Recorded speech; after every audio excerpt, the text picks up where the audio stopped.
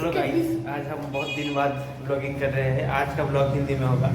मैंने थोड़ा इम्प्रूव करने के लिए कोशिश किया है इतने दिनों में।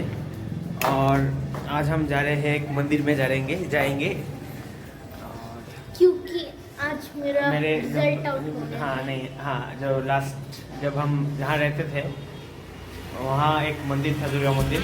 हम अक्सर जाया करते थे। পঢ়িলো শুনিলো চাকৰি নাপালো এতিয়া কি কৰো ক গাঁৱত পৰি আছে মাটি তিনি পুৰা খেতিতে ধৰণি ক পঢ়িলো শুনিলো চাকৰি নাপালো এতিয়া কি কৰো ক গাঁৱত পৰি আছে মাটি তিনি পুৰা খেতিতে ধৰণি ক নাঙলৰ মুঠিতে কিমান শকতি আজি বুজি পালো মই খেতিত ধৰিলেও কঠীয়া ৰুবলৈ ঘৰত মোৰ কোন আছে ক অ নব মোলৈ এজনী ছোৱালী চালি নে নাই অ নব মোলৈ এজনী ছোৱালী চালি নে নাই